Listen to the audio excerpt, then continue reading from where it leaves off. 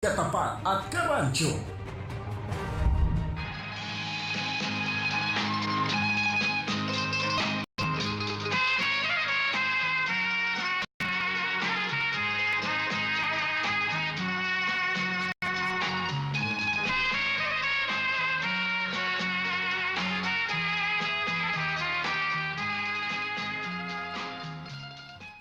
Buenos días a todos, mis amigos.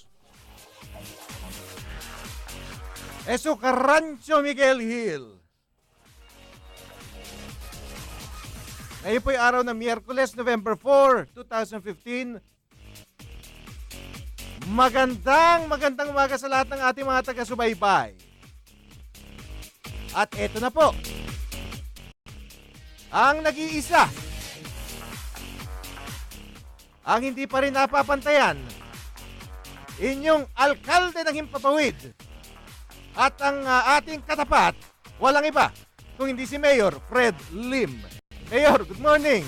Good morning sa iyo, Migs, at magandang umaga po sa ating mga kababayan. Ito ay inyong katapat, Fred Lim.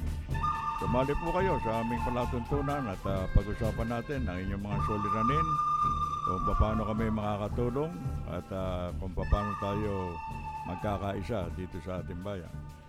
Nako mga karancho, nakatitiyak ako na hitik ang ating magiging programa ngayong umagang ito. Kaya ngayon pa lamang, kung hindi nyo pa naisa sa ulo, ang ating text line is 0977-342-1644. Inuulit ko po, 0977-342-1644. At meron din po tayong hotline para sa mga nais tumawag sa atin ng diretso. That's 412-0288, 412-0288 para sa lahat ng inyong mga concerns, mga sumbong, kung meron kayong mga nakikitang mga hindi magaganda sa inyong pamayanan, o kahit na gusto nyo lang magpabati ng happy birthday o di kaya happy ani, bukas na bukas po ang aming mga linya para sa lahat ng inyong concerns. Marami po tayong mga panauhin ngayong umagang ito. Sandali lang, Cardo. Cardo, tahan na.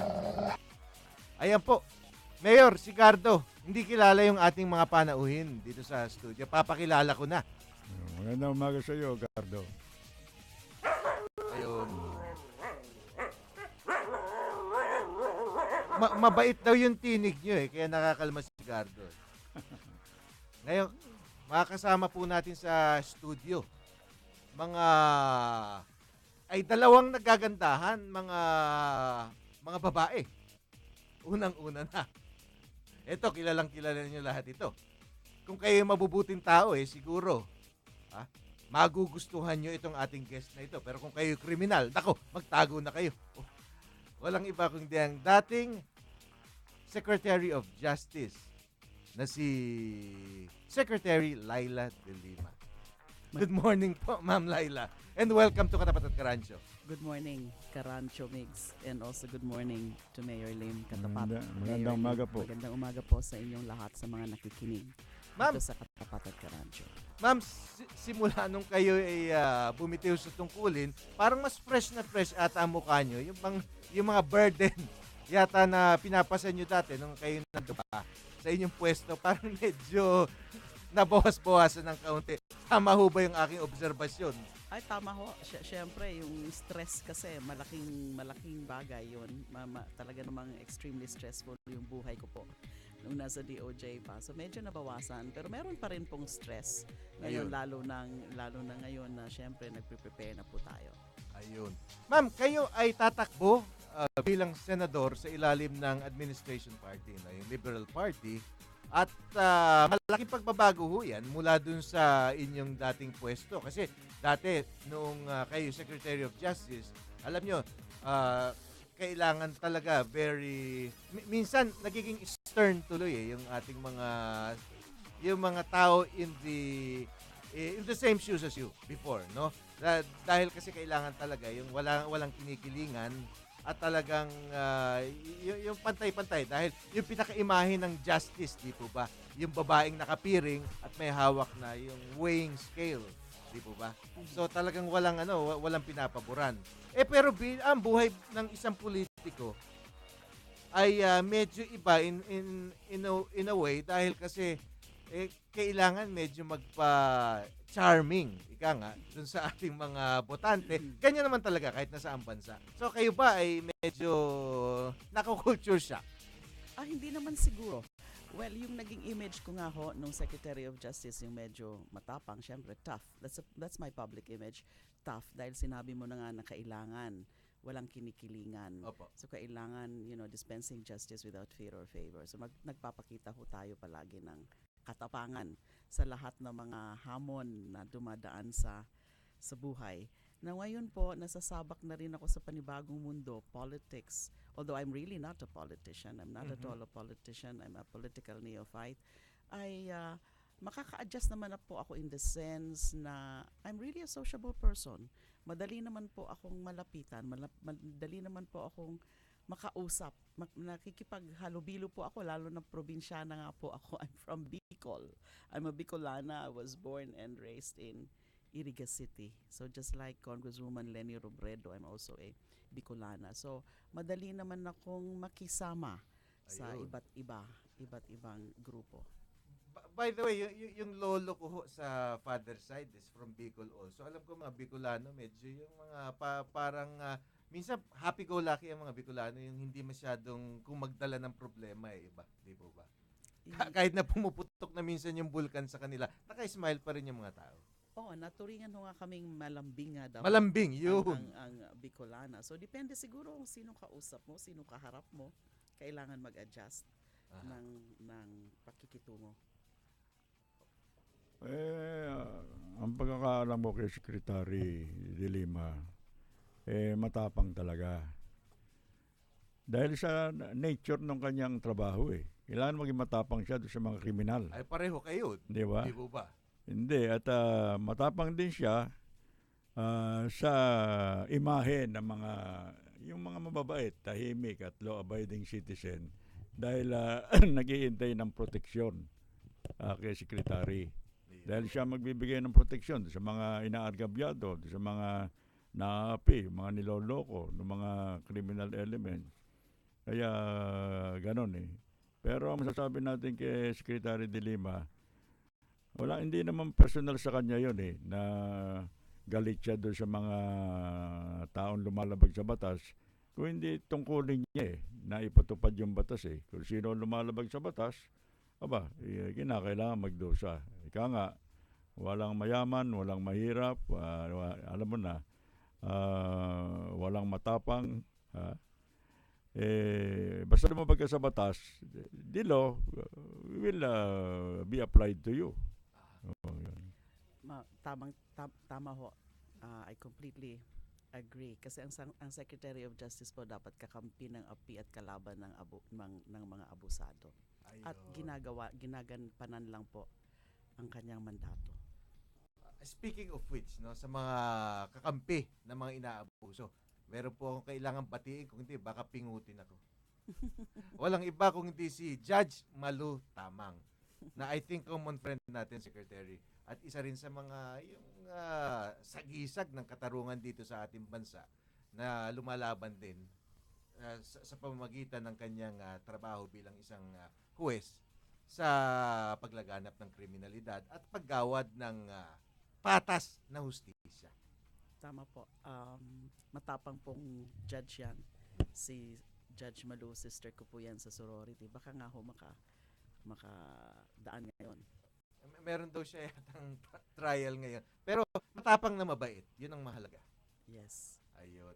Anyway, Secretary, meron po kami maitatanong sa inyo. Sana, wag nyo naman ikagalit dahil kasi pag-usapan po natin yung plataforma de gobyerno. So we will ask you some siguro very slight lang, difficult questions para makita naman natin kung pag kayo ay nahalal kung saan direksyon pupunta ang inyong pagsisilbi o pagsiservisyo sa bayan. Unang-una, ma'am, ano ho ang advokasya nyo kung kayo mahalal bilang senador? I have several advocacies po. Meron po ako mga ilan-ilan na mga adhikain. Pero sa tatlong areas po. Justice and rule of law, syempre. Anti-corruption, and also championing of human rights. dahil nga po I used to be the chairperson ng the Commission CHR. on Human Opo. Rights. Yes. So sa justice and rule of law po ay kailangan ho talaga natin sa tingin ko pasimplihin natin ang mga batas, Mayor, lalo na yung mga penal laws, criminal laws para mas madali ho natin na napaparusahan yung mga may sala at para mas madali rin napakawalan yung mga nasasakdal na walang sala. Kasi ang realidad is that talagang it takes an average of 6 years. Average yun Opo. bago natatapos ang paglilitis ng isang criminal case, kahit nga po mga simpleng criminal case. At yung iba, yung mga medyo komplikadong kaso, it takes really more than 6 years. May 10 years, meron pa nga 20 years. So, paano ito mapadali? And siguro, kailangan talaga inventoryahin natin, inventory tayo ng mga criminal laws na alin diyang mga batas ang mga napakakomplikado na kailangan simplihan at yung mga proseso rin. Now, gusto ko pong ipaalam sa lahat na meron na pong sinalang na bill ang Criminal Code Committee na pinangunahan ng DOJ. Opo. Yung bagong criminal code, yung Code of Crimes. Yung revised penal code ho natin ay 83 years old na. Marami na hong dapat baguhin dyan. So we submitted proposed Code of Crimes, bagong book 1, bagong book 2 ng penal code. Pinapasimple na ho natin ngayon ang mga criminal provisions yung sa Code of Crimes nga po. At sa tingin ko po, isa pa hong dapat pag-isipan ng husto at gawan ng karampatang batas ay yung paano nga magkatulungan ng husto ang prosecutors at ang mga police investigators sa proseso bago makarating sa korte, para sinisigurado na kapag ang isang kaso, criminal case, ay masampa sa korte, ay yung chance ng kanyang success would be very high. Yung chance ng conviction would be very high. Kasi medyo mataas ang dismissal rate natin ngayon ng mga criminal case. Kasi pag sinasampa na po sa korte, hindi po sapat o kaya hindi naman tama ang mga ebidensya na pinapakita. So sa tingin ko po, So yung mga pulis, minsan medyo mahina rin sila siguro yung iba doon sa kailangan ho ng prosecutors. gabay. Kailangan ho ng gabay ng prosecutors. Kasi yung prosecutors, sila talaga nakakaalam kung anong klaseng ebidensya ang kailangan at kung sapat na ba ang ebidensya bago ito isampa sa korte. At medyo taasan na ho siguro natin yung threshold ng sa preliminary investigation. Kasi ngayon, it's just probable cause. So pagdating ho sa korte, proof beyond reasonable doubt. Medyo ho sa tingin namin, malaki ang gap nung probable cause sa preliminary investigation stage, tapos yung proof beyond reasonable doubt sa trial stage. So, mas mataas dapat, like for example, preponderance of evidence, para konti na lang ang hahabulin pag linilitis na. At yung case build-up ho, dapat sineseryoso yon. At hindi siguro hindi natatie up dun sa, ibig sabihin, dun pa lang sa antipano, medyo salana. Para kung kulang talaga yung ebidensya, katulad na lang yung mga nalalaglagan ng bala dun sa airport, kaagad napapawalan sala na hindi na napiperwisyo. Nako, Opo. Madam Secretary, talagang very timely, oras na talaga para sa mga ganyang mga pagbabago na ipinopropose nyo. At oras na rin para tayo mag-time check. Ang oras po natin ngayon ay 10:22 ng umaga. This time check's brought to you by iQOO. Get cool with iQOO. Ayan po. Si Mayor, alam ko dahil veteranong pulis ito at siyang namuno rin ng NBI na under DOJ, di po ba? Yeah. Kaya Mayor, ano ba ang masasabi niyo dito sa ipinopropose o pinapanukala o mungkahin ni Secretary? Tama-tama yan yung mungkahin ni Secretary de Lima at tatawagin ko na senadora dahil sigurado namang mananalo ito, no? Hindi pa po, Mayor. Pero meron ho tayong dapat sigurong revisahin na mabuti. Yung bang napakaraming postponement Ayun. na ini-entertain naman nung piskal o kaya nung wish dahil siguro sa katamaran ng police investigators o police witness, kuminsan hindi sumisipot sa mga takdang hearing na hindi gaano binibigyan ng halaga yung subpoena. Ikalawa, yung merong mga testigo na sinumpaan na yung kanila statement pag na-pressure o nalagyan ng mga Ayun. complainant, nawawala Hindi na sumisipot. Makakasira yun doon sa asunto. O kahit gusto natin bigyan ng katarungan yung biktima, yung complainant, ito ang mga technicalities sa pagpipresenta ng asunto. Kaya dapat yung prosecutor maging masigasig din sa preparasyon ng asunto. Dahil yung iba siguro sa dami ng hinahawakang asunto, hindi na gano'n na pag-aaralan yung mga elements ng crime. Basta sige-sige na lang Kaya kung magagaling yung mga defense lawyer, doon sila papasok para maabsuelto yun talagang taong may kasalanan. At kuminsan naman, meron namang mga tao na ibang takbo ng pag-iisip, kahit walang kasalanan, ididemanda ka. Ayan. Yun ang Yun. tinatawag natin, pe-frame uping ka. Kamukha nitong, yung biktima nung, Laglagbala. Laglagbala, yung babae. Meron na naman, Mayor. OFWs, Meron na naman, may bago na kasunod, naman. Dalawa lumantad over the weekend. At kagabi meron na naman at kanilang sinasalaysay. Mamaya tatanong natin kay Secretary Laila kung ano ang kanyang opinion diyan. Pero bago 'yan, ma'am, meron pong imahe o meron perception. Baka naman perception lang na pinasusunungalingan lang naman din naman ng mga good members of the judicial system katulad nyo tsaka ni Judge Malu, no? Pero meron perception ng marami sa ating mga karancho, ating mga kababayan na iba raw ang hustisya sa may kaya at ibang hustisya sa walang kaya dito sa ating bansa. So meron disparity, meron unfairness. Ano masasabi nyo dyan? Ito ba totoo?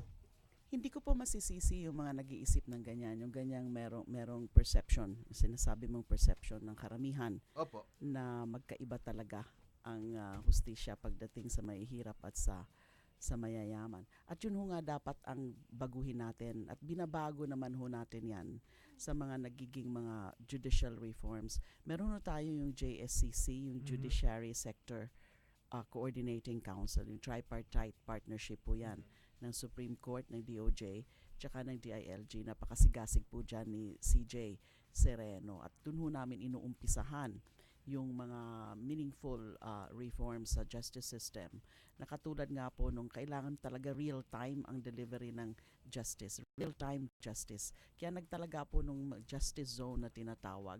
Kasi namamatay ho yung mga kaso minsan pag pinatatagal kahit na pag may resources. Kailangan prompt and efficient delivery of justice. And yun na nga po, pantay-pantay po dapat. Ang nagiging dyan, dahil nga po yung mga mayayaman na mga akusado, they can afford highly paid lawyers, defense counsels na marunong talaga yung mga tricks, yung mga loopholes. Sabi ni Mayor na mga dilatory tactics, yung mga postponements, magagaling yan na mag-dribble ng kaso. Secretary, meron babati raw sa inyo. Sino po yun? Medyo kilalang tao din ito. Sa business sector naman ito.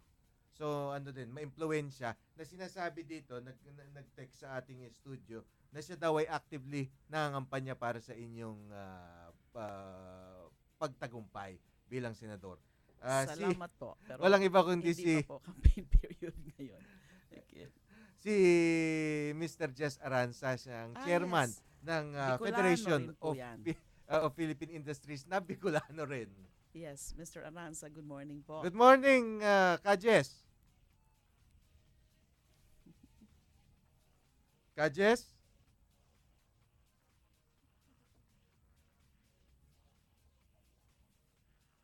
Ayun, mukhang medyo nagkakaproblema na naputo lang ating linya. Anyway, tatawagan ulit si Mr. Jess Aranza ng ating mga staff dito. Anyway, okay.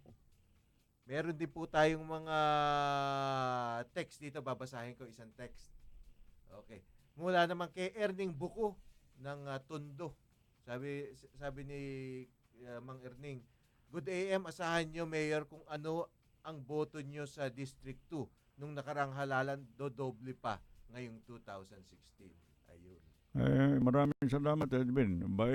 Isali mo si Senador Laila de Lima. Kaya Okay. kailangan natin yan yung ika nga mabigyan ng hustisya ang lahat ng tao, no. Pero meron tayong kwan dyan. Meron kasi mga ito siguro pwedeng pag-aralang mabuti ni Secretary de Lima. Yung mga politiko ba na pine-pressure yung mga government officials na gumawa ng hindi tama. Ayan. Dan kasi sasabihin, tatakutin tatanggalan ka na namin ng budget. Kaya babawasan ka namin ng tao. Yung mga ganun ba na nakakaapekto sa magandang panunungkulan ng isang taong tumutupad naman sa kanyang sinumpaan tungkulin. Aha. Yung political pressure. Ayun. Meron ganyan na patatawag pa yung piskal. Patatawag pa yung WES kung meron siyang gustong paboran na kaso. Eto, chikin ni Secretary de Lima. Nung ako, Mayor, Opo. ni minsan wala akong pinakiusap sa Fiscal's Office na kaso. Okay. At kahit judge, hindi ako nakikialam dyan sa kaso Sabi ko ba, bahala kayo dyan. Ayokong sumali dyan sa mga usapang yan. Mayor, duduktungan natin ang usapan na yan. Commercial break muna tayo mga karansya. Huwag po kayo alis. Come to RJ Bistro, the home of rock and roll, and enjoy live bands performing music from the 60s to current day hits. Tonight, watch Beats and Pieces playing 60s, 70s, and 80s hits. RJ Bistro, the home of rock and roll. Lower level, Dusatani Hotel, Makati. For inquiries or reservations, please call 218-3326 or 0906-221-1524.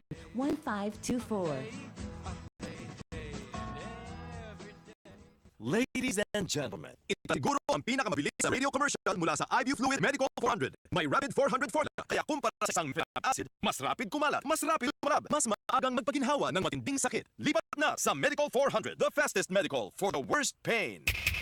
Ibuprofen is the generic name of Medical 400. If symptoms persist, consult your doctor.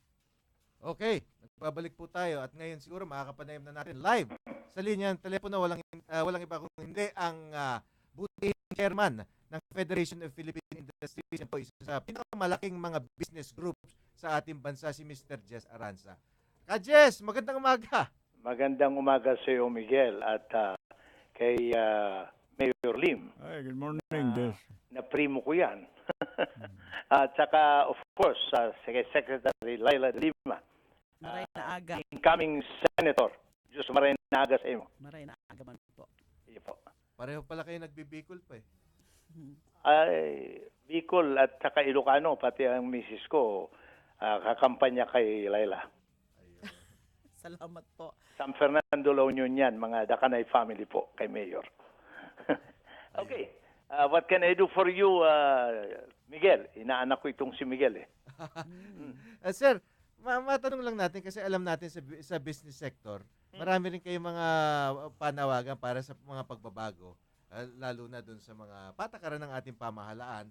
At pagkakaalam ko, neto mga huling mga kongreso, nagpahayag din ng mga disappointment, ika nga, yun, para gumamit na lang tayo ng malambot na salita. Disappointment ang business community sa pag-usad ng ilang mga batas.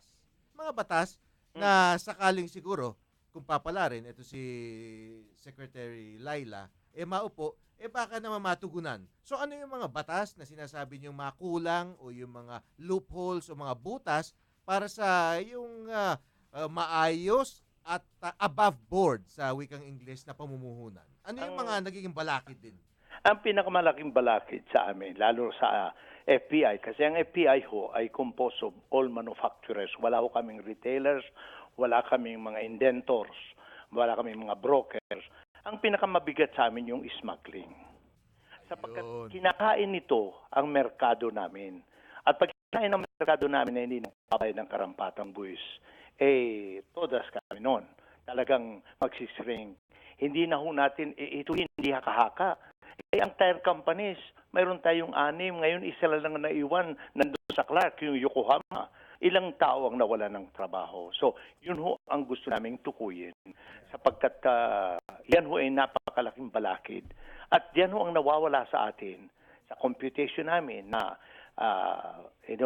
kinote yan ng ating presidente, 200 billion a year puwera pang fuel noon. So kung 200 billion, bakit pa tayo naghahagilap ng mga tax kung ito'y Ayun. natin?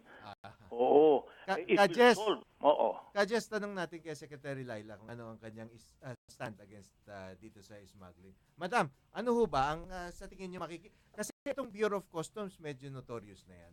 Napalit-palitan na yan, narigodo na yan. Pero siguro yung medyo may kalaliman na.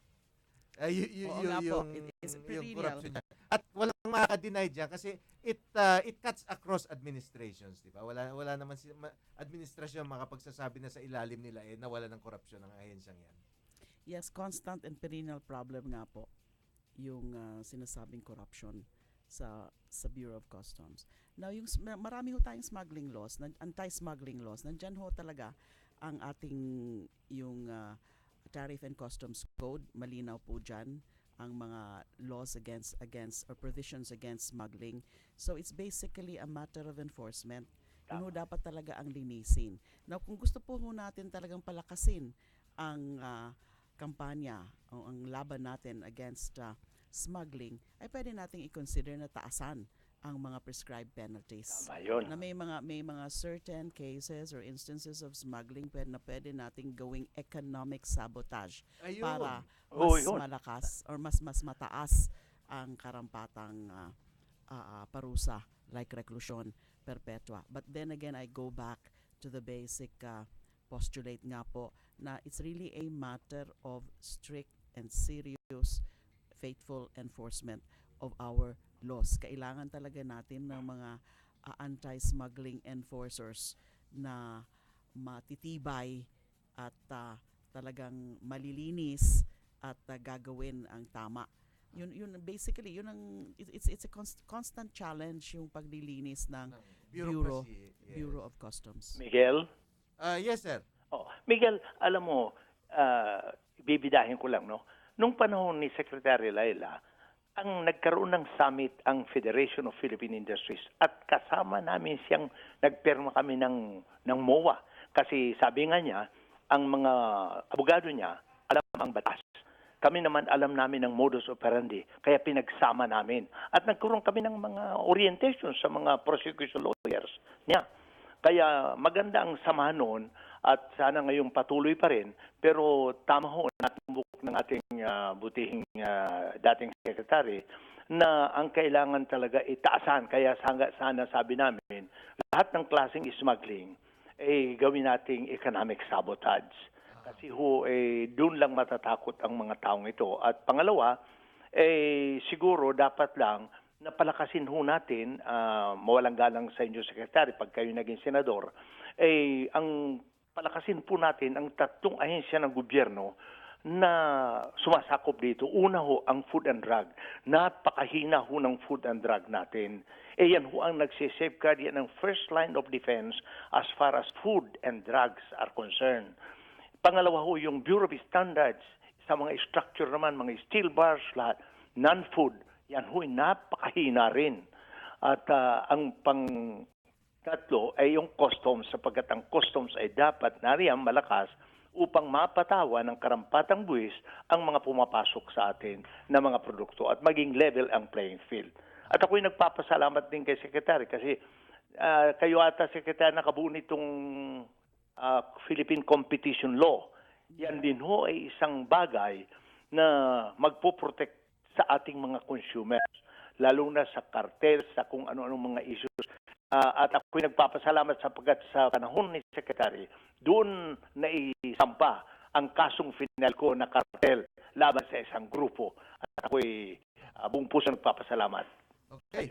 Thank you, Mr. Aranza. Sasagutin ni Secretary Laila ang mga katanungan niyo. Sure. At kayo naman, iniimbitahan din namin kayo sa studio sa mga susunod na araw. Sana mapaunlakan nyo kami para ating matalakay naman yung mga mainit na issue. Kung napapaunlakan kayo ni Secretary, ako pa kaya. Thank you, sir. Mabuhay kayo. Okay. Madam yun, so kayo, willing kayo makipagtrabaho with the private sector? Certainly. Alam naman po at alam po ito ni Mayor Lim, naging senador po siya, na pag nagpapasaho, gumagawa ho ng batas, kailangan ho ng mga inputs and insights dun sa mga concerned sectors. Hindi naman po pwedeng ikaw lang ang gagawa niyan.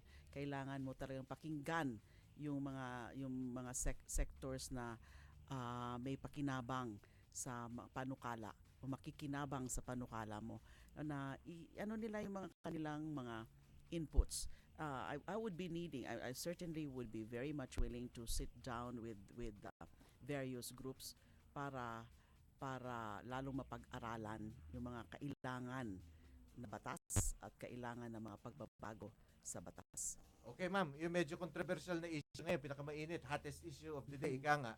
Itong hindi ko alam kung makakapagsalita kayo dito dahil kasi kahit na paano sa ilalim kayo ng administrasyon pero talagang umuusok ng ilong ng ating mga kababayan dito sa hindi mahintong laglag bala o tanim bala dito sa airport at mismong yung airport general manager si GM Honrado, pag tinatanong siya parang medyo ano pa yung bang kulang sa humility, ika nga parang galit pa minsan ng pagsagot at minsan si Secretary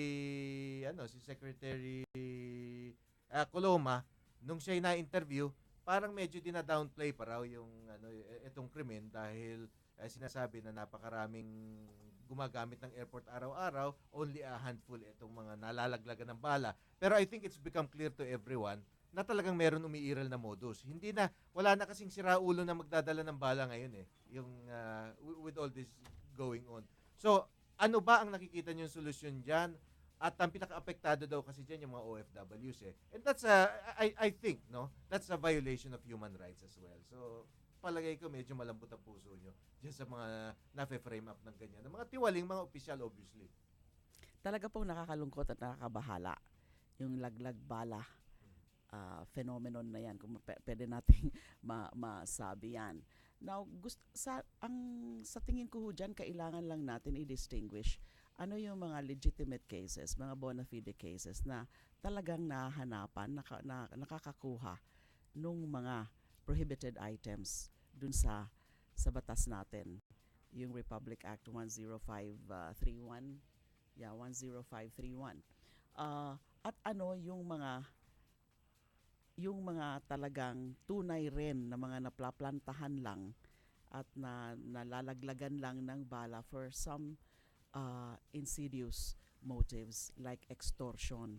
At maaaring meron pang ibang mga motive. Kasi ang pinagkakataka ko dyan, bakit nagiging sunod-sunod yung mga kaso? At meron na namang latest, yung banner story ngayon ng Inquirer. Tsaka mga elderly yung iba yung parang hindi naman. Tsaka yung sinasabi nila, kaya daw nagdadala minsan dahil doon sa anting-anting. Pero palagay ko, sira na ulo yung gagawa pa niyan with all this publicity going on, di po ba? Kaya nga po, may mga naging legitimate arrest din talaga. May mga naging legitimate findings na nahanapan. Although sari-sari rin, syempre yung nagiging defense nila ay it's either hindi nila alam na nandyan yan o kaya yung sinasabing amulet o good luck nila yan. Pero parang palusot na lang ata yan ng MIAA tsaka ng mga otoridad doon dahil wala na nga parang parang hindi nakapani-paniwala. Yun na nga. So kung yung mga talagang naplantahan lang, kailangan talaga masugpo yung sindikato na yan. Kung meron man talagang sindikato na gumagawa niyan and kung ganyan nga na meron talaga na ilan na mga tunay na mga na naplantahan lang ng bullet for extortion purposes, kailangan sugpuin na yan, kailangan parusahan. Kumpiyansa ba kayo, ma'am? Kasi inilagay na ata sa poder ng NBI to dahil kasi yung PNP baka tainted dahil meron sila yung AVSI group na PNP. Yung DOTC medyo tainted din at pati yung merong OTS, Office of Transport Security, DOTC ata yan. Tsaka yung under MIAA, yung airport police talaga, no? Mhm. So, kumpiyansa ba kayo na kayang solusyonan niya ng NBI? Syempre po. Ang NBI naman po pag mga ganyang mga kaso ay always willing and ready to undertake parallel probe kahit ho meron na mga nauna na ibang investigating agency ay pwede namang pumapasok anytime ang NBI para imbestigahan yan. Okay. Anyway, ilan pang mga issue, ma'am? Ito mga sabi nyo nga na talagang malapit ang inyong puso dito sa mga biktima ng human rights, no? So, ano ang medyo alam ko medyo sensitibong issue ito, pero kailangan mapag-usapan din natin dahil kasi siguro on the legislative side kailangan makapag-plot din tayo ng mga kung anong pagbabago ang maaaring gawin, no? Yung madugong insidente sa Mama Sapano. Yes. Unang-una po 'yan. Yes. Nagkulang ho ba? Meron pang nagkaroon ng pagkukulang ang pamahalaan at ang kasalukuyang administrasyon sa pagtugon diyan? At have we learned anything? Well, yung pagtugon, madali naman po o mabilis naman pong tinugunan ng gobyerno. Nagkaroon nga ho ng BOI, yung Board of Inquiry Investigation. Meron din yung DOJ, yung Joint National Prosecution Service and NBI Special Investigation Team. At sa kasalukuyan nga ho ay nasa preliminary investigation stage na.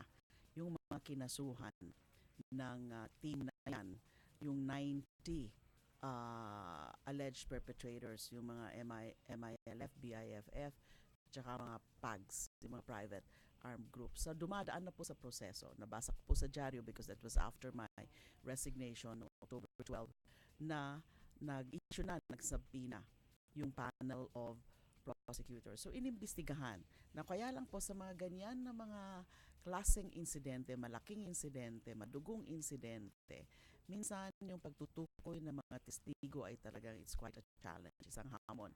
Kaya nga po, base sa mga accounts ng eyewitnesses, almost 1,000 ang mga sumali noon dun sa tinatawag na Pintakasi, dun sa area na yon nung pumasok na yung SAF. So medyo Now, naging model talaga.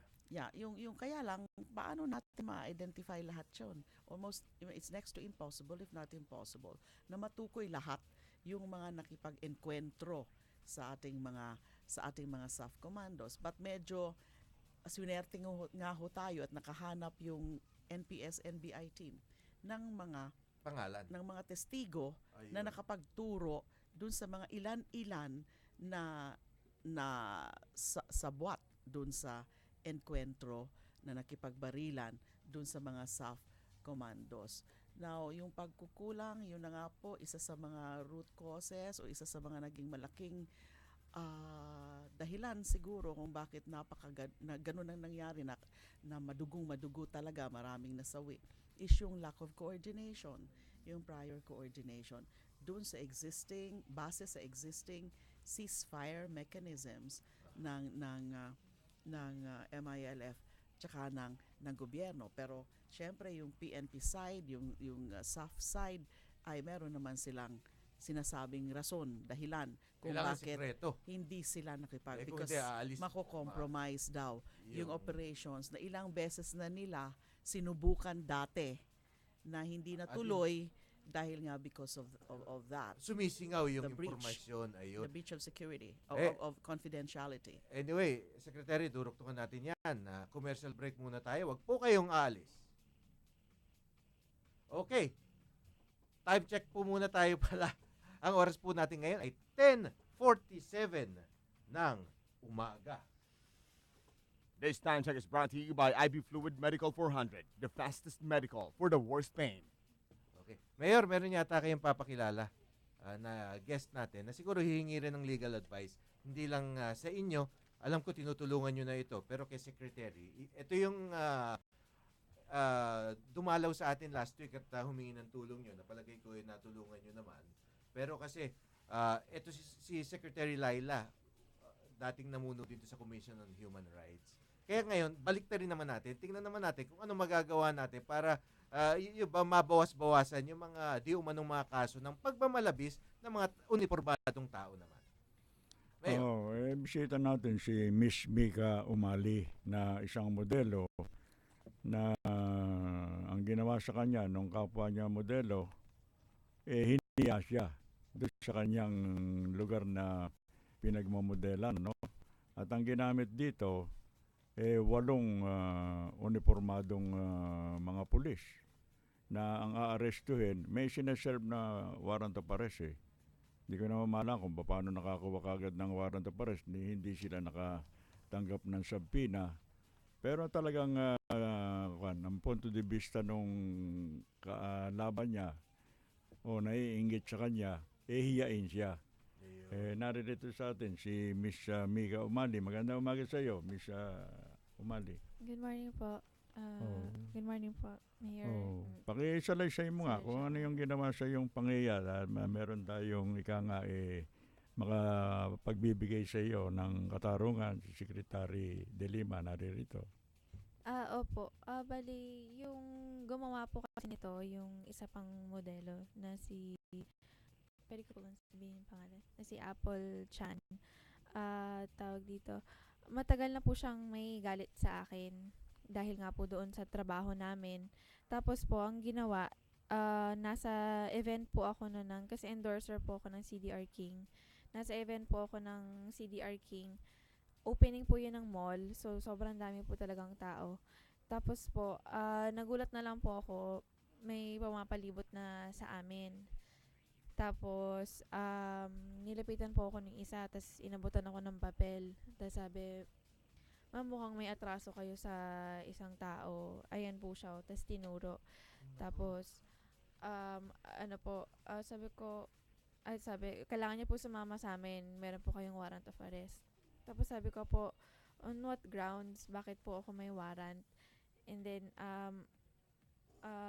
bakit hindi po ako nakatanggap ng subpoena? Bakit ganun-ganun na lang?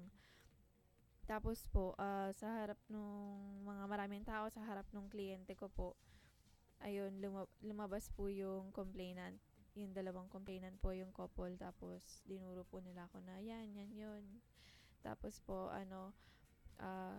dinala po ako nung mga pulis papunta doon sa opisina. Tapos po, binibidyohan po the entire time nung Jose Chan yung pangyayari na papahiya po nila sa akin doon sa kliyente ko, sa mga fans ko po. Tapos dinala po ako ng maraming pulis doon. Tapos binidyohan ako, tapos sinabihan pa po nung lalaki habang binibidyo, ayan, sige, duruin mo yung babaeng yan, ganyan. Tapos po, tahimik lang po ako. Tapos mag-isa lang po kasi ako, wala po kasi akong kasama noon. Pero pinipilit ko na na maging matatag na lang ako kasi ako nga lang mag-isa. Tapos po nagtry ako tumawag sa kung sinong kakilala ko. Kung sino po yung pwedeng tumulong sa akin kasi hindi ko po alam yung nangyayari. Yeah. Ano yung kaso sa'yo? Ito yung unjust vexation. Opo, kasi po last year, nagsampa sila ng libel, oral defamation, and intriguing against honor. Tapos na-downgrade po siya to unjust vexation.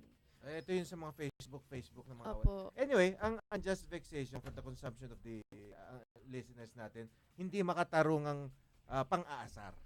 So, hindi mabigat na kaso yan, pero wala tayong pakialam dyan. Dahil kung nakasampa na yan, yung due process has to take its course.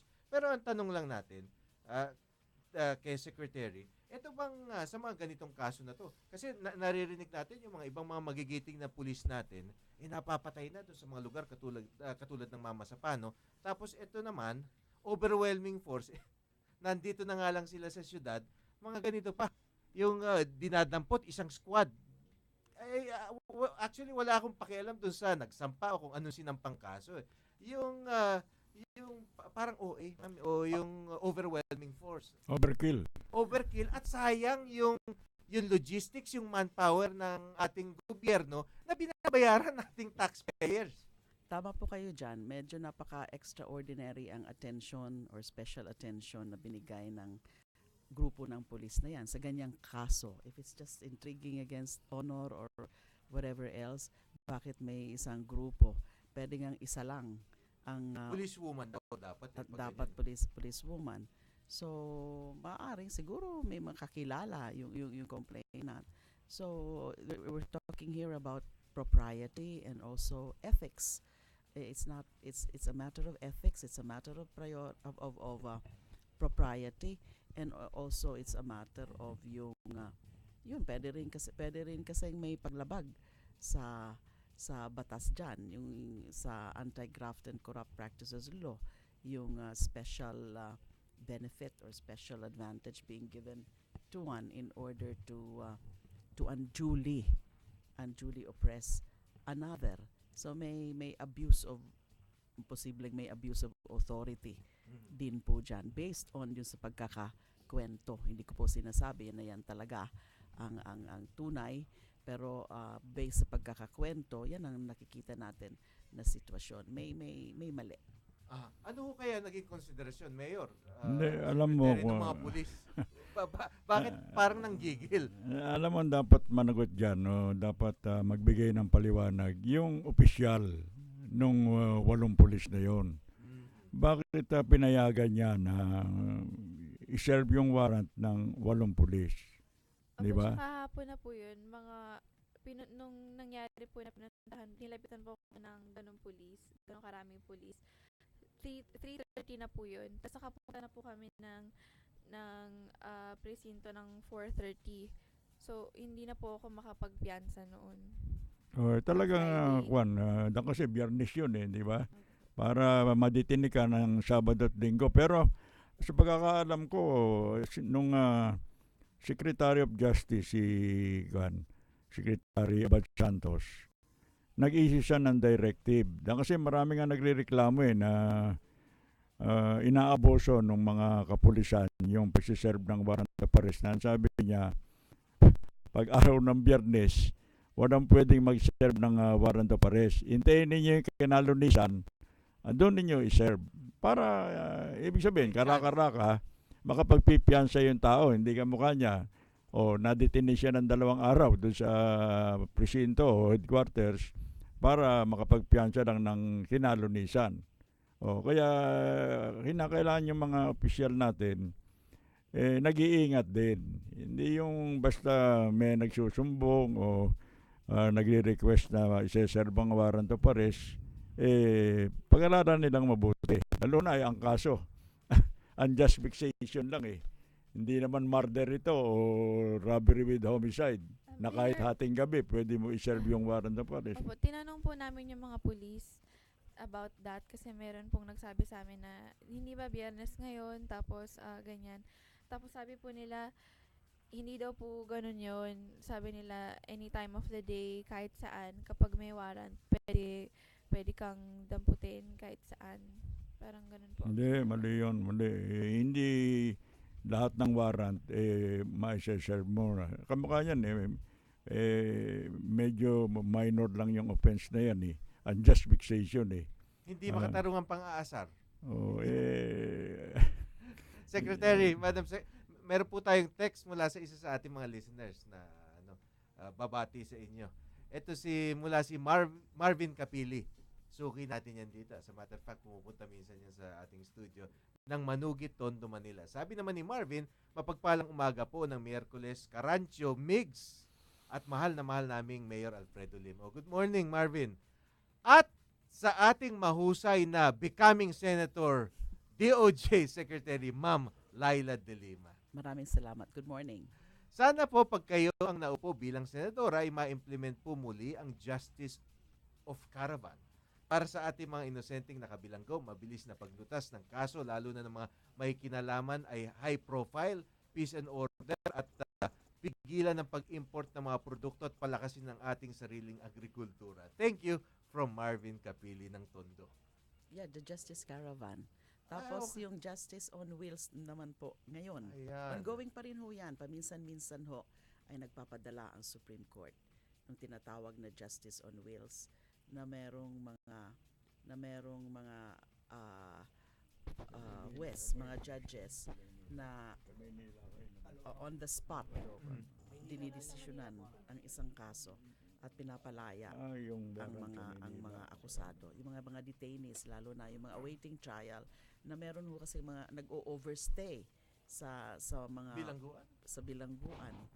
dahil ba? tumatagal ang paglitis. Aha. More than the period corresponding to the prescribed penalty. So ganun ho talaga yung it's yung mabagal Na na paggiling ng gulong ng hustisya hustisya. ay Alam mo, isang hamon pa rin.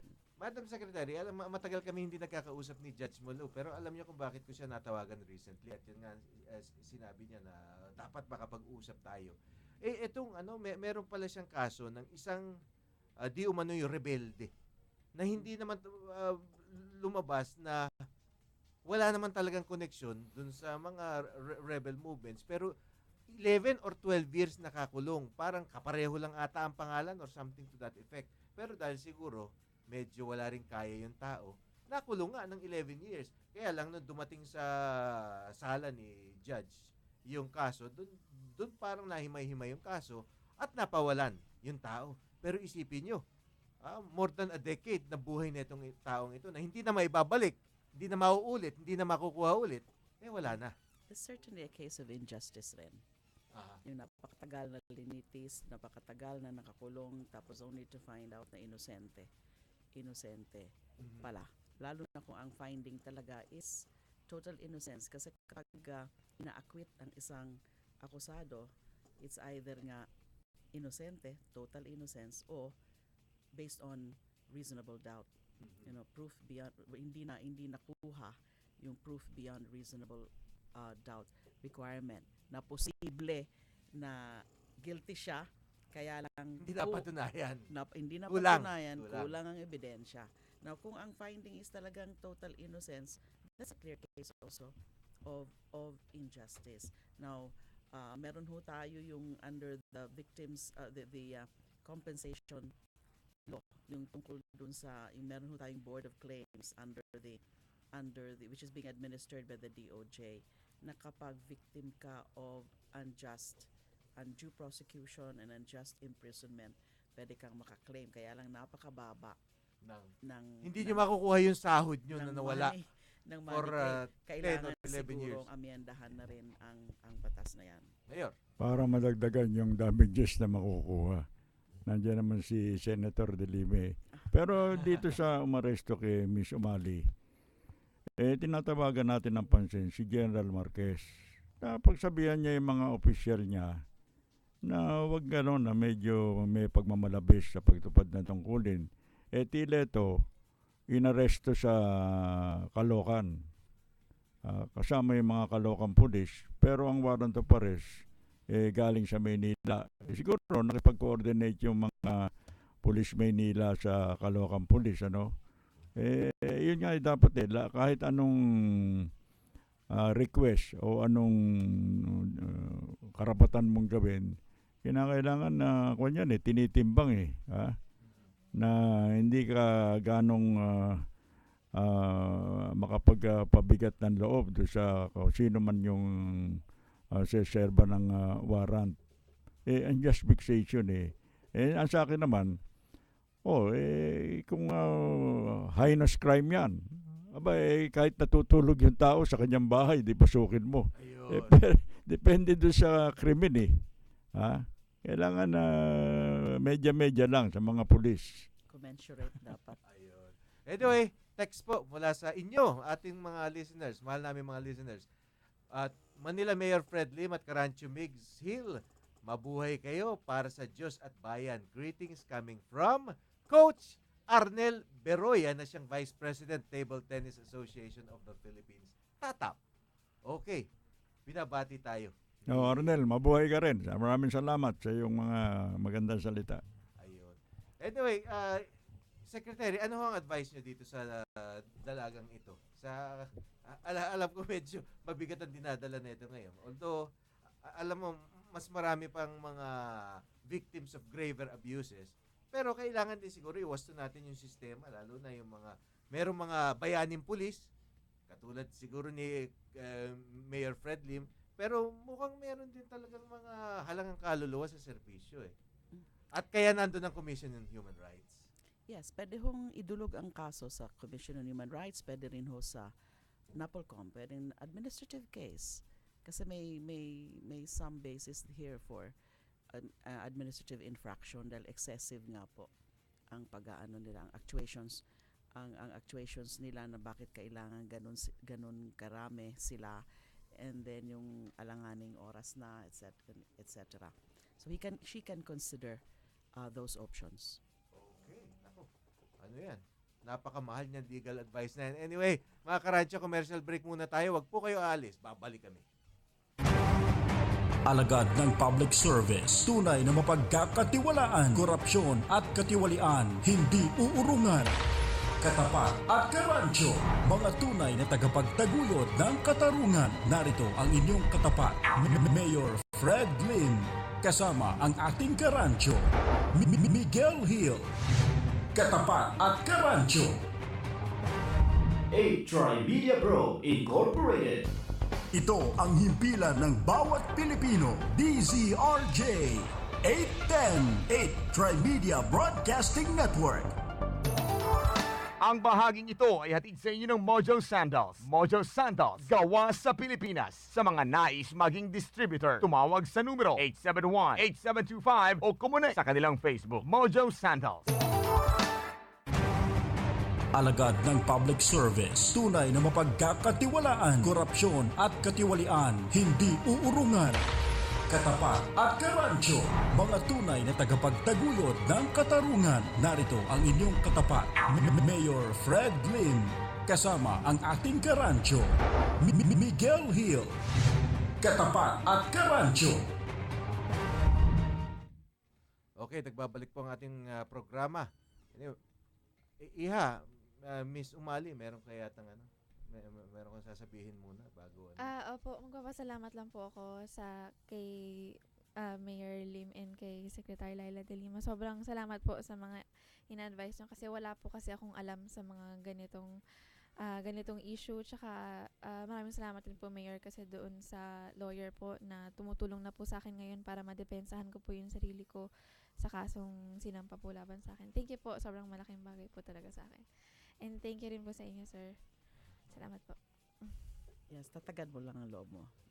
Salamat Okay, po. baka kumuha na ng abogasi itong batang ito. Anyway, thank you, Iha. Thank you po. Okay. Secretary, kilala kayong kampiyon ng human rights, no, karapatang pantao. Ano ho ba ang inyong assessment sa yung estado ng yung pagsugpo sa human rights violations sa ilalim ng kasalukuyang pamunuan? Kung ikumpara naman po natin yung record ng current administration sa dati, lalo na sa usapin ng extrajudicial killings and enforced disappearance, lalo na yung mga sa mga militant groups kasi yung mga nagiging biktima, yung mga may advokasya, yung mga kritiko ng administrasyon noon, at yung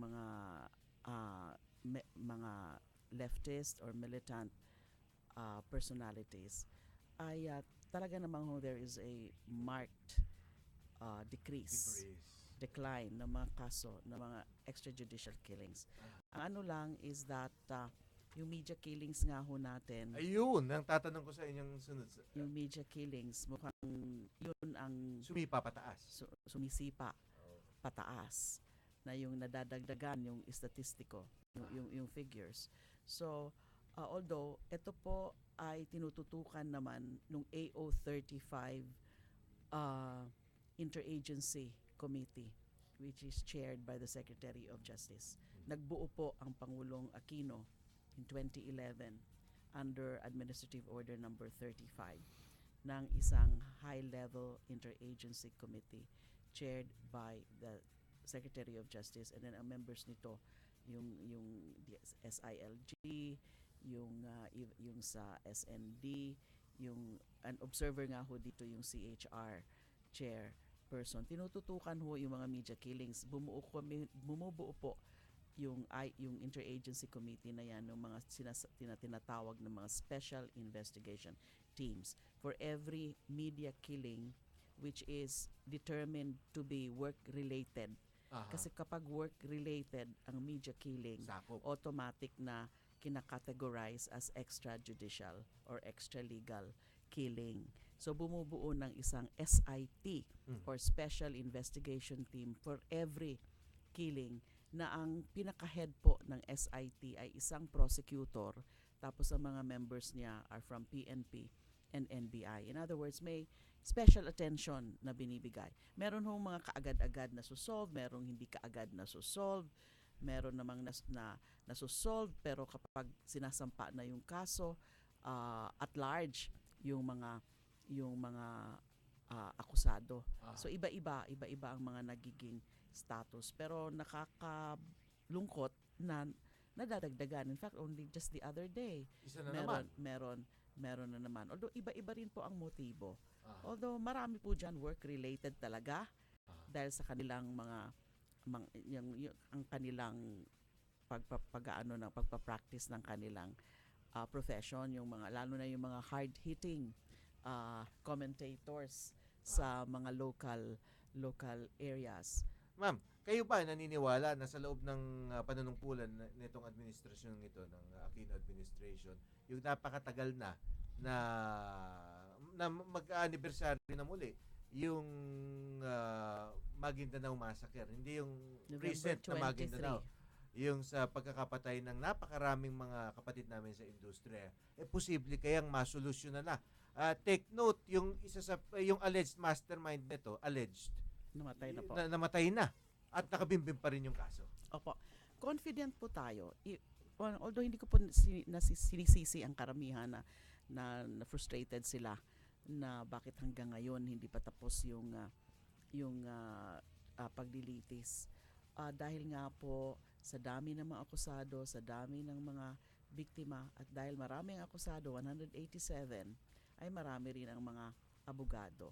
Pero yung mga principal accused po ay tapos na po yung mga bail hearings nila, at yung iba sa kanila ay na-deny na yung kanilang mga bail applications. So since doon naman talaga normally Carancho Mix, normally ang ganyan na mga non-bailable offenses at nagkakaroon ng mga bail hearings ay binubuhos na ng prosecution yung mga ebidensya sa bail hearing pa lang. Kaya tumatagal. Para pagdating sa presentation of evidence in chief, the trial proper stage, halos wala nang idadagdag na ebidensya. I-adapt na lang yung mga ebidensya, mga testigo na prinisenta nila noong bail hearing. Kaya ito po, kahit tumagal yung bail hearing, ongoing na po yung trial proper stage ng mga principal accused, ay confident po ako na in a matter of few or several months ay makakakita na po tayo ng verdict dyan sa mga principal accused. Meron po tayong isang text dito. Hindi nagpakilala yung ating texter, pero may lihiti mo naman yung katanungan niya, so babasahin ko na rin. How about your take on the Lumad killings? Okay. Okay. Bago po ako umalis as Secretary of Justice, nag-issue po ako ng official statement. Number 1, condemning the killings, expressing serious concern. The government has expressed a serious concern over the Lumad killings, and nag-issue po ako ng department order creating again a joint NBI Special Investigation Team para imbestigahan yung mga kaso na yan ng mga pagpatay, harassment, threats, acts of aggression against Lumads. At ongoing po yung investigasyon nila, at sabi ko nga, hindi lang yung tukuyin kung sino yung mga may kagagawa niyan, at may mga natukoy na po, at meron na hong mga ilan-ilan na nakasuhan. At ito po ay mga miyembro ng mga paramilitary groups, yung Bagani Force na mga paramilitary, mga IPs rin, pero they are armed. Private armies. Yes. Nagiging parang private armies sila, armado sila. So sabi ko, alamin saan ba sila kumukuha ng pondo? Pondo kasi, no? Lahat yan, logistics, pondo. Sinong nagpumopondo sa kanila? Sino ang nasa likod nila? At bakit naghahasik sila ng terror? Meron silang sort of reign of terror in in that area. Nagtuturoan po. Pero di ang po ba yung mga rebelde rin? NPA tsaka yung military dyan sa usapin na yan, Mayor. Nagtuturoan sila. Tapos merong pinalabas ngayon na statement ang CHR o yung parang resolution na ang parang conclusion nila, both NPA and military daw ang nagre-recruit ng mga LUMADs. Now, sa tingin ko, ang LUMADs ay they're being caught in the between middle, ayun. the crossfires, and also they're being exploited probably by both sides. So, kasi minsan yung mga rebelde, yung mga militanteng grupo pinaparada dun sa mga kanilang mga rally, yung kawawa naman yung mga luma daw and all that, no? So I guess in that sense exploited talaga sila dahil ginagawa silang parang poster child ng kawawa eh. Okay. Anyway, Madam Secretary, maya-maya, meron ako dahil paubos na rin ang ating oras, meron tayong mga 2 o 3 pa mga punto pag-uusapan na medyo mga controversial. Pero bago po yan, commercial break muna tayo. Mga karancha, wag po kayo alis. Trimedia Pro Incorporated. This news is brought to you by SSS. Buti na lang may SSS. The BBC in London goes direct to the Raja Broadcasting Network, DZRJ, 8:10 a.m. with a live news update. The presidents of China and Taiwan are to meet for the first time. China has confirmed that the historic encounter between its leader Xi Jinping and Ma Ying-jeou of Taiwan will take place in Singapore on Saturday. Cindy Su reports. The meeting will take place less than 3 months before Taiwan's presidential and parliamentary elections in January. It is not clear why China consented to a meeting now. Beijing had previously avoided giving the impression of trying to influence the elections in Taiwan. But opinion polls show the pro-independence opposition party's candidate, Tsai Ing-wen, is leading and likely to win. China may be worried that the past 7 years of significantly improved ties under President Ma could be jeopardized if Ms. Tsai is elected.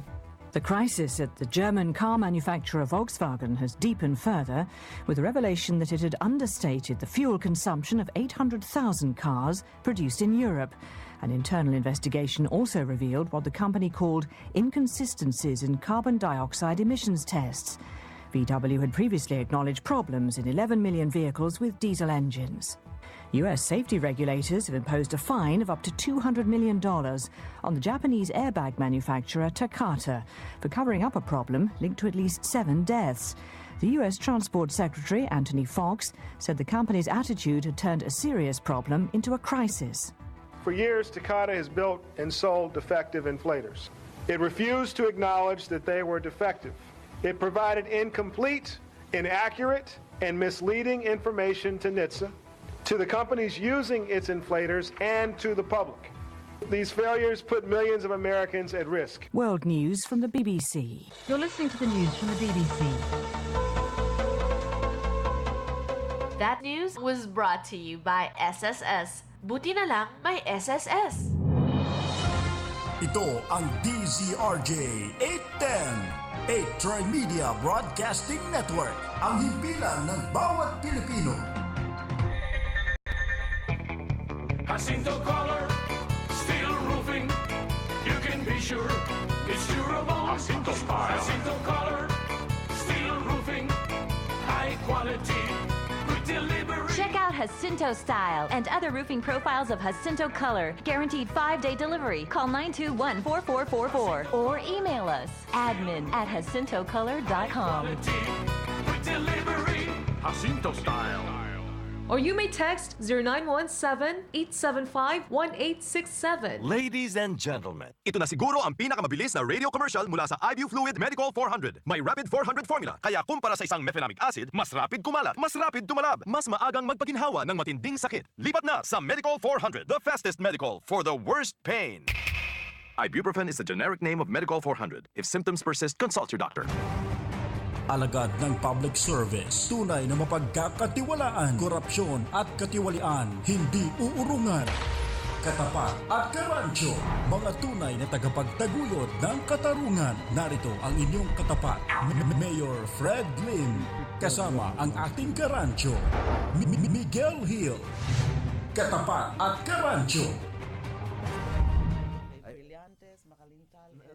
Nagbabalik po tayo mga karancho at kinikwento sa amin nung habang commercial break ni Secretary Laila de Lima na siya pala nung araw bago siya mapasok sa serbisyo publiko, sa government service, mahilig pala siya manood ng mga sine, movie buff.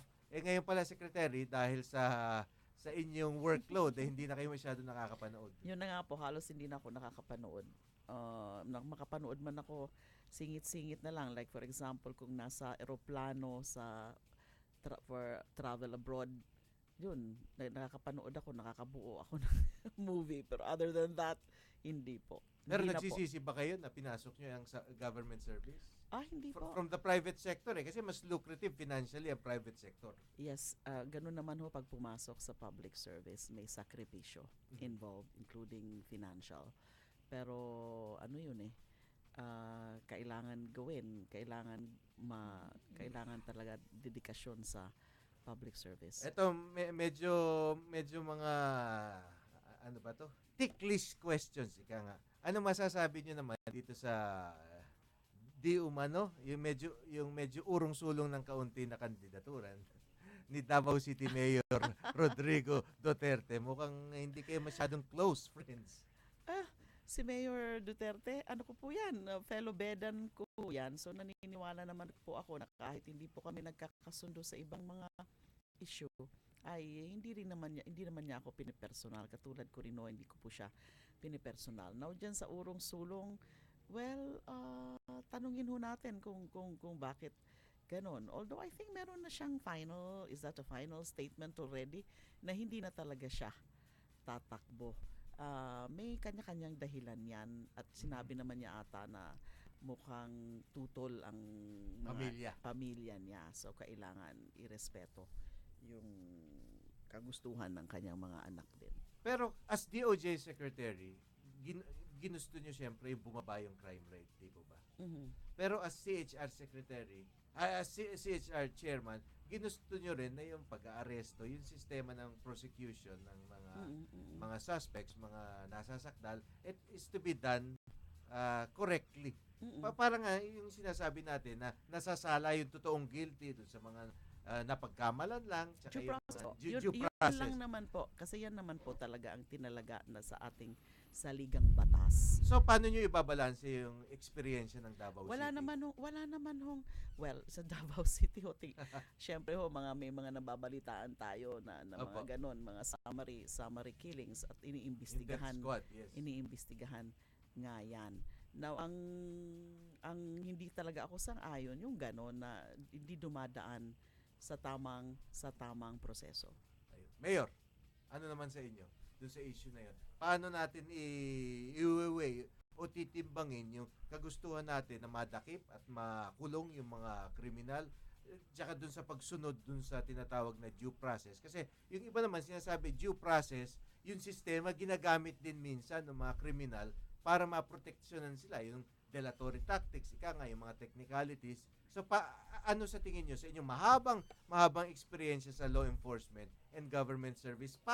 How do you strike a balance? Hindi, kinakailangan sundin talaga yung due process. Kasi nga, kung ang intention mo, mabuti, no? Lagi naman gano'n ang sinasabi. Pero kung nilalabag mo naman yung karapatang pantao, nababaliwala rin yung intention. Kaya you have to operate within the ambit of the law. Dahil pag lumabas ka doon, para ka na rin kriminal na lumalabag sa batas, hindi ba? Pero alam mo, si Mayor Duterte, kaibigan ko yan. Ha? At ako hanga dyan sa kanyang determinasyon na linisin yung kanyang lungsod. Na hindi ba natanghal naman na isa sa pang-apat yata na the safest city in the whole world. Di ba ganon? Parang mataas. Pang-siyam naman ata, pero buong mundo. Hindi, pero yung mga mamamayan naman, gusto yon. Bagamat kung sinasabi naman ng iba na merong lumalagpas ng konti. Kaya dapat timbangin natin sa kabuuan, masigit ba yung nakabubuti o yung konting paglabag sa batas? Alam mo, di ba nasabi ko na, kung sa ating bansa, meron 20 Mayor Duterte.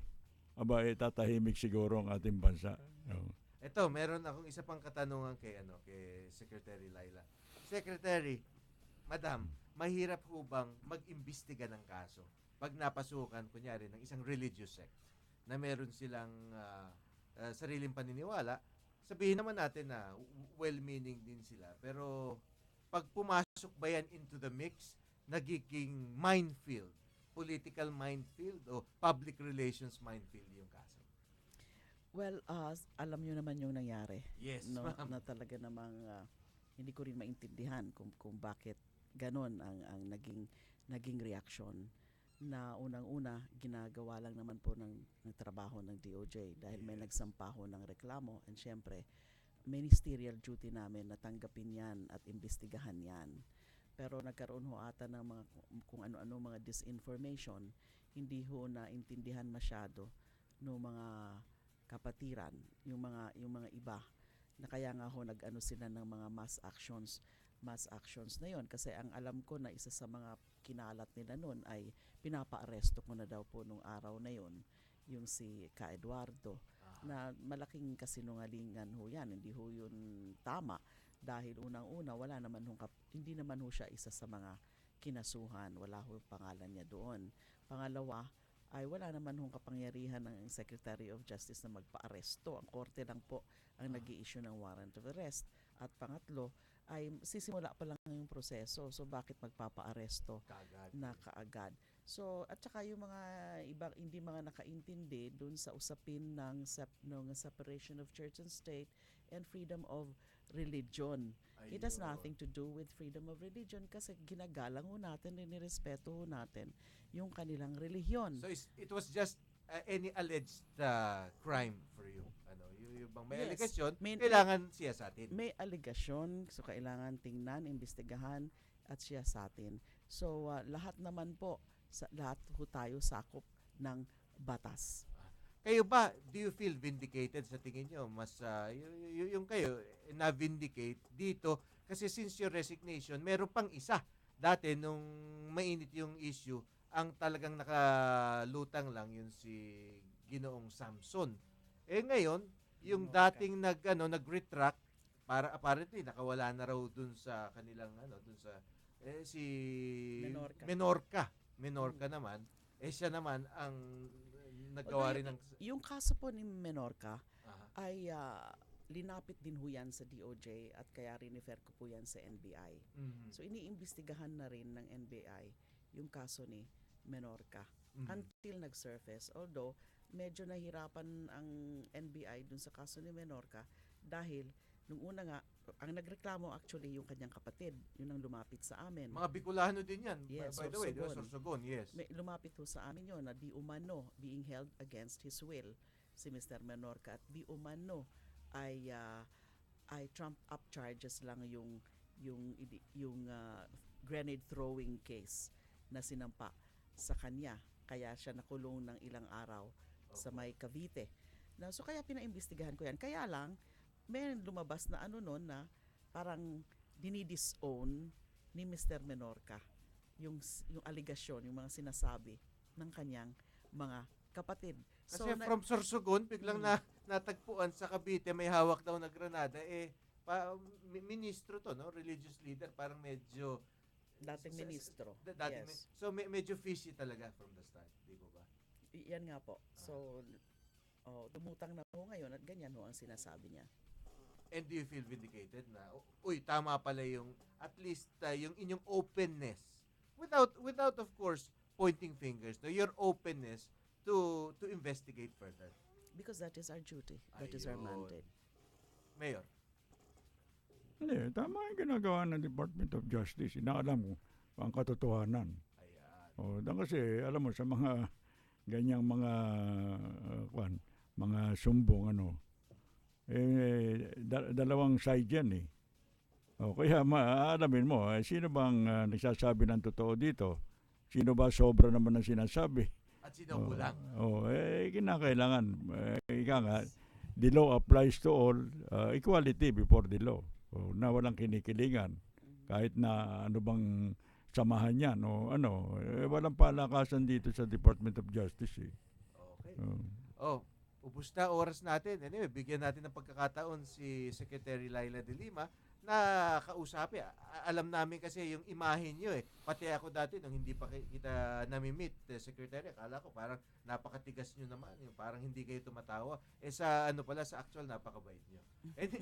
Anyway, binibigay ko sa inyo ang pagkakataon. Kausapin ng ating mga karancho, ating mga listeners dyan, sa inyong mensahe. Not necessarily tungkol sa politika, kundi tungkol sa ating sambayanan in general. Unang-una, salamat sa pagkakataon na ito. Salamat Karancho Migs, and salamat po Mayor Lim. This is my first time here. At salamat sa mga nakikinig. Alam niyo po, napaka-exciting ang ating panahon ngayon. Exciting times dahil mag-election period na nga ho. And other than that, ay may ilan-ilan pa rin hong mga issues na nakakasagupa ang administrasyon. Administrasyon ngayon na kailangan ho talagang mga sagutin din at ginagawa naman ho palagi ng administrasyon ang dapat. At syempre nami-miss ko yung DOJ. Naninibago po ako na hindi na ganoon ka stressful yung buhay ko po. Pero sabi ko nga, this is just another journey in my life, journey from point J to point S. Pero kahit ito ay panibagong lakad, panibagong journey, ay lang po ito, para ang tingin ko po dito ay it's just a continuation of the advocacies that I've been advocating, that I've been championing. Kung ano pa ang pwede ko pa maitulong para lalo maano natin yung mission kasing binigay sa akin ng ating Pangulo nung inaugural speech niya ay to deliver true and complete justice for all. Hindi ko pa nagagawa yon pero nang lubos-lubusan kasi di hamak na talaga namang masyado maikli ang 5 or 6 years. Pero kailangan natin na kung pwedeng makatulong muli, makatulong pa lalo. So kung pinagkatiwalaan po ako bilang Secretary of Justice, sana po yung tiwala na yan nandyan pa rin. Maraming salamat po. Okay, at dyan naman po nagtatapos ang ating programa ngayong umagang ito. Bukas po magsama-sama tayo muli. Ako naman ang inyong Karancho Miguel Hill. Maraming salamat sa inyong patuloy na pagsubaybay, Mayor. Ito po inyong katapat, Fred Lim. Iboto nyo si Secretary de Lima. Kailangan siya sa Senado. Okay. Thank you very much. Bubuhay po tayong lahat. Good luck po, Mayor Lim. Alagad ng public service, tunay na mapagkakatiwalaan, korupsyon at katiwalian, hindi uurungan. Katapat at Karancho, mga tunay na tagapagtaguyod ng katarungan. Narito ang inyong katapat, Mayor Fred Lim, kasama ang ating Karancho.